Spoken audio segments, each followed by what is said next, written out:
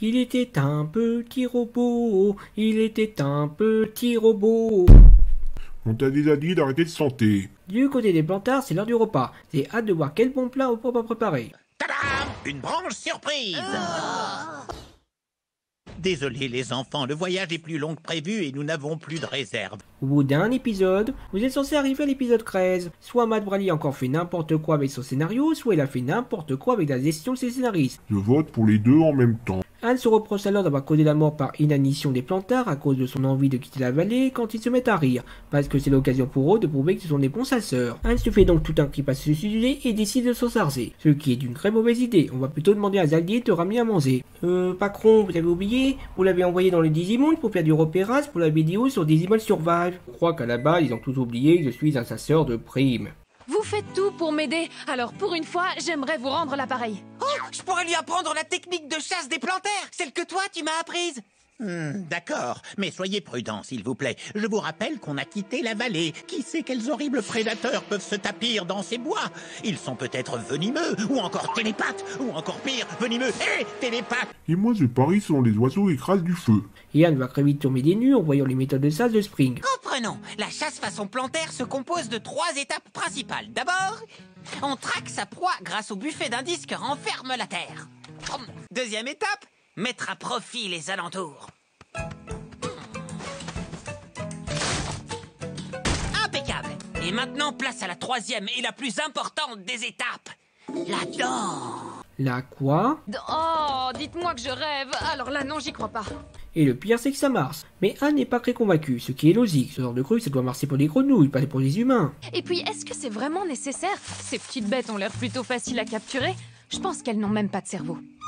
Toutes les proies ne sont pas aussi faciles, mais c'est pas la question. Le but de la chasse, c'est d'entrer en communion avec la nature. Admettons. Un peu plus tard, les plantards se font attraper par un gros scorpion. Anne tente de le poursuivre, mais elle se fait distancer. C'est alors qu'elle a une hallucination et que la tête de Spring lui conseille de suivre les 3 étapes de la chasse. Oui, c'est vrai, c'est parti. C'est quoi la première déjà? Traque ta proie, Anne! Ah oui, la traque. Faut faire quoi déjà? Commence par sentir la terre. Tu es obligé de manger de la terre pour ça. Il semblerait bien que oui.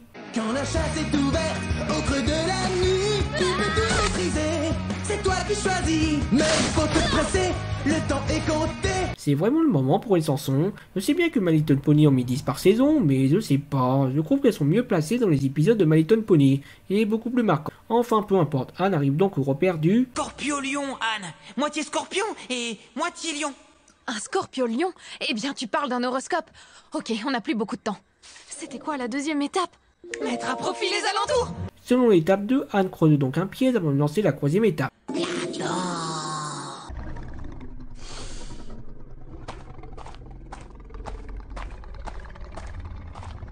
Tu veux un coup de main? Waouh! Ne vous tendez pas si c'est du lard du cochon. Si vous avez pas compté tout creux mon compagnon.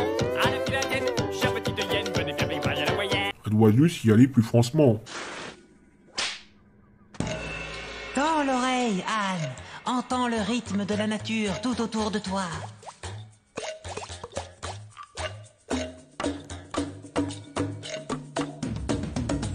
C'est bien. Et maintenant, laisse-toi porter.